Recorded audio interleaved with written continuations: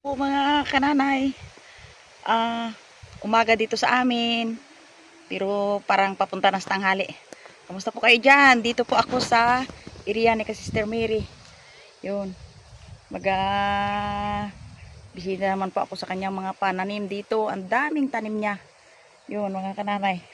Dahil mga Saturday dito sa amin ngayon, pero bukas na madaling araw ay papunta na po ako ng Kalapan, kaya dito muna, bisita muna. Yun po si Ayang, kung anong ginagawa dito, nagatulong yata sa kanyang dito po ay nagpagawa si Sister Mary ng tangke. Yan, yung kanyang mga pananim. Yun, parang dinali yata ng kambing. Aroy, ang kambing ako, tapos lang ang kambing ka. Yun po mga kananay, bisita po ako. Yan, dito po ay area ng kanyang, wow, ang ganda na ng kanyang talong, yung bagong tanim ng talong. Yun po mga kananay, oh, aroy, kanyang talong. Aroy, ang po, dami pang tubig. Dami pang tubig. Yan po. Talaga naman ang tubig, marami. Ano kaya yun? Ito pong mga talong na ito mga kananay ay binili ko po nung linggo sa Rojas. Yung dati na yan. Yan, ano kaya itong tinanim niya ito? Ay, daming kambing. Mga tae ng kambing. Dami kambing. Dami.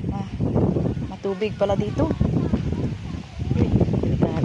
Ayan po si Ayang, natuto na rin sama kay mama niya, nagdilig ng kanilang mga tanim Lagi dito. ako kasama lang. Grabe ka. Yan. Di ba ma? Yan. Oo lang ma. Yan o, sa sipag. Nagmana sa kanyang ina. Masipag. Yan. Yan, mga kananay o. Ang dami. Pulo na pulo ang kanilang tanim. Lagi ako Yun. dito gusto magsama. Yan. Kwak-kwak pati eh. Kwak, kwak, kwak. Maganda mga pananim ni mama mo. Oh, after 1 month, sigurado. Mag-aani na kayo. Ay doon banda, ay tanim ng kanilang mga, yung mga siling pansigang. Yan. Anong sabi mo? Ha? Ay! Yan. Yan mga kananay, oh. Dami, pagkuhan ito sigurado makabawi kami sa kataas ng presyo ng kamatis. Surrender my love sa kamatis. Talaga naman. Yan. Ay mag-ano na, pamulaklak na. Sigurado. Basta alagaan lang ito ng pagtanim yang pagdilig. Siguradong may aanihin ka talaga. Tubig. Sige lang. Ay, ang tubig yan mga kananay, kautak ni Sister Mary, oh. Hindi yan sa balon. Hindi yan sa amin kinukunan ng kundi dyan sa may kanal. Nilagyan na ng hose. Diyan sa kanilang kanal, oh. Biruin mo yan, mga kananay, oh. Ay, tindi. Tapos ito, nilagyan ng lupa. Ano kaya ito? Ay, kuhan. Yung mga pataba na lupa.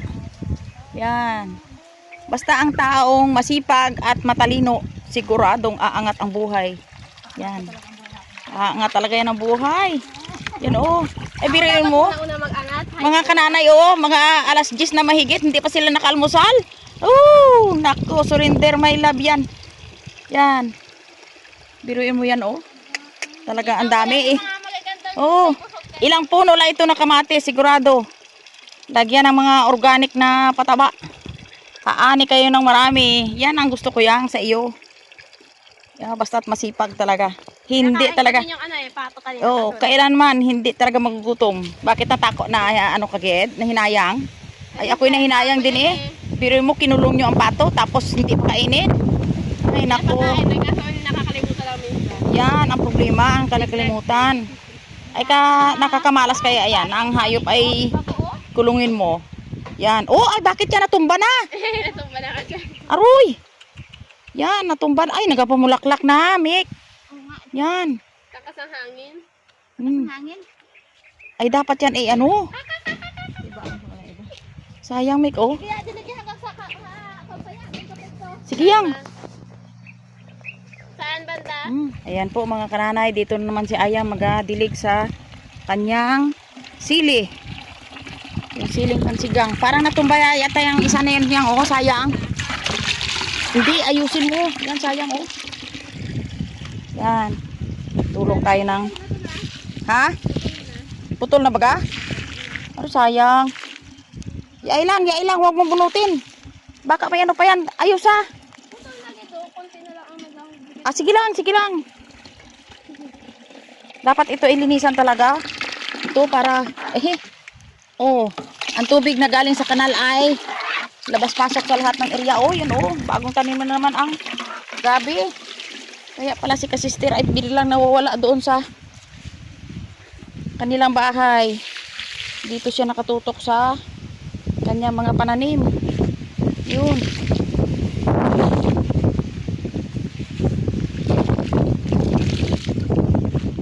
Yan.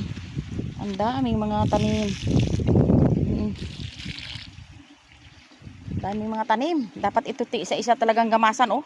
Saan yung diligan ko kanina man? Sabi mo. Yan. Tumbang kamatis? Tumba yun oh. Ang kwan oh. Sa hangin.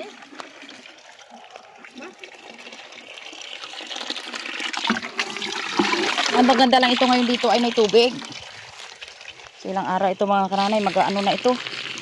Magabigay na ng bunga. Yun. Ang ganda ng ano. Talaga. Pag masipag ka talaga. Ito mga kananay, ang tubig na ito ay hindi ito sa aming kinukunan ng tubig na pang-inom at saka pang ano kundi ito ay galing na sa kanal. Dahil ang ang kanal po mga kananay ay hindi pa na tutuyo. Pero ngayong February siguro mga kananay. O yun. Bakit ito nawala na? Ngayong February ito mga kananay talagang tuyo na talaga ito. Ito mga kananay nakatapos na kami ni Ayang ng dilig. At ayun po may nakita akong puso ng saging. Yan. Ulam ko na ito ngayon. Yun mga kananay oh. Kunin ko yan at gawing lutuin. Yan. Oop. Yan. Ito po mga kananay. Yan.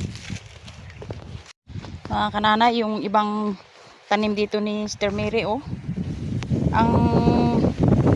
Ang okra ay maganda na sana ito ay oh. Ubos ng kambing. Kinain yung mga dahon niya. Kaya yan oh. Pero at least dinidiligan lang namin baka sakaling mag-usbong uli. Yun. Mga kananay, dito na po ako sa aking bahay-bahay kubo. Yan po ang sitwasyon ng aking bahay-bahayan. Yan. Sa pilipat ng area ng aking paglaruan ng aking mga apo. Dapat talaga. Yan.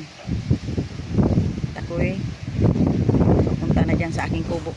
Back home na po ako dito sa aking munting bahay mga kananay. Ay ang ano po, ang oras na po ay tanghali na. At 12, mahigit na nga. Tanghalian na dito sa amin. Ngayon po ay magaluto po ako ng yung simpleng gulay lang kasi halos hindi kami pangisda ngayon dahil napakalakas ang laot, ang hangin dito sa amin. Ay narinig po sa amin kanina ay may naano daw na bangka kagabi daw dahil sa sobrang lakas ng alon. At ito po mga kananay yung aking lutuin. Simple. Ang luto po nito ay gawin kong tinumis ang 2 puso. At ito po yung okra na naanay doon kay Jean. Yung tinanim ko nung unang panahon na doon pa ako kay Jean parati tira na naga-vlog kami. Yan po. Ito mga hindi niya na maagad ng luto, ang okra ay dalhin ko po kay Brother Ed. Ayan po at ako ay ayos na ng aking ulam.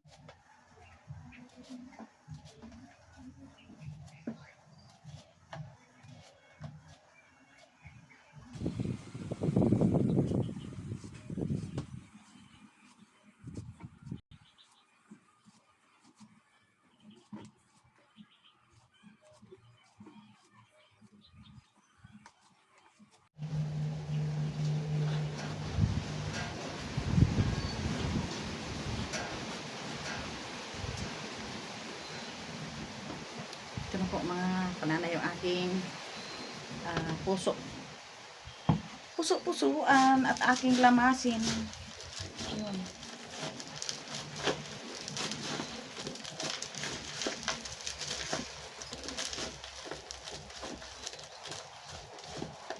Ito po mga kanana yung aking nilamas sa asin na puso. Yun. Kahit kaunti lang, okay na sa akin to. Kahit, dahil ako lang po mag-isa. Yan po.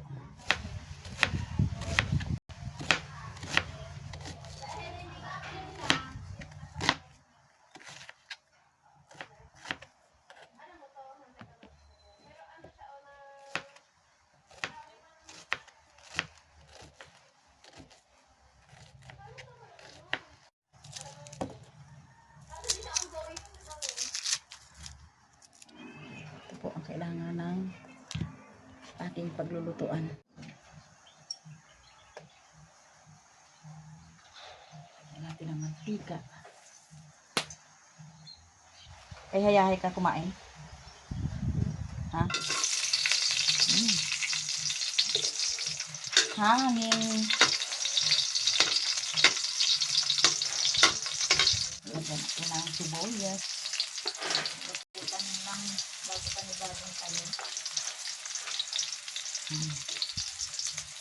Tama. Ay, ayun. Marami naglaman ko. Ayun.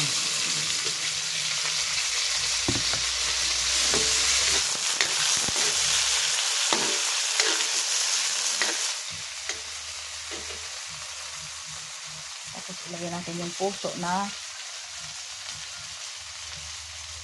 ginayat. Itong puso na ito mga kananay ay sinigaan ko na. Linamas ko sa asin at sinagaan. Motor dan? Rep! Oh, sige pre, kakain ka mamaya. Iha, hintayin mo lang. Lagyan po natin ng tubig.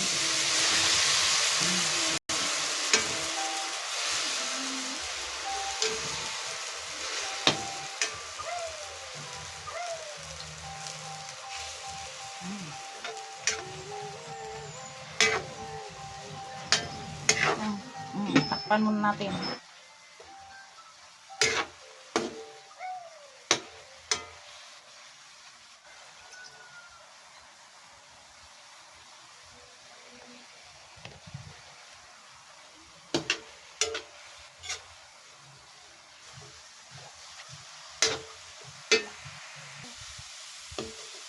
Na po yung aking puso na niluto, ginawa.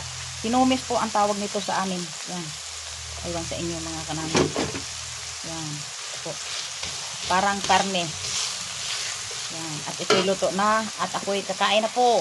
Po yung aking ulam ngayon. Tinumis na puso at paksiw na isda. Sila po ng okra. Kain po tayo mga kananay. Ito po ang aking ulam. Thank you Lord sa pagbabala sa araw-araw at especially po sa maayos na kalusugan na binigay mo sa akin na sa pagkain ko po ay aking puso. In Jesus name, Amen. Kain tayo mga kananay. Simpleng ulam, pero masarap siya. Tinumis na puso.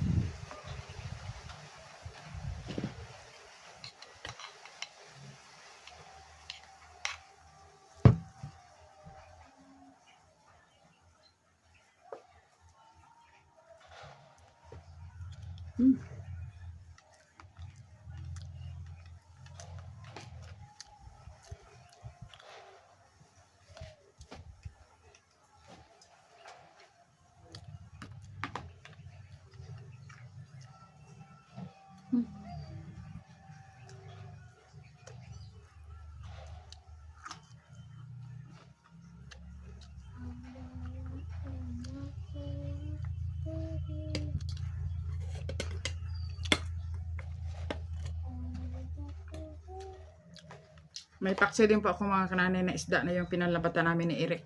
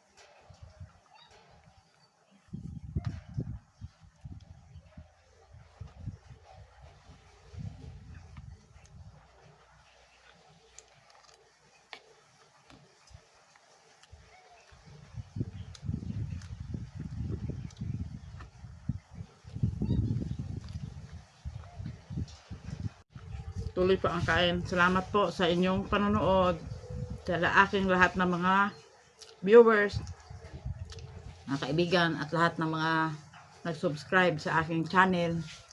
Salamat, pagpalain po kayo ni Lord sa araw-araw. Okay, thanks for watching mga kanan.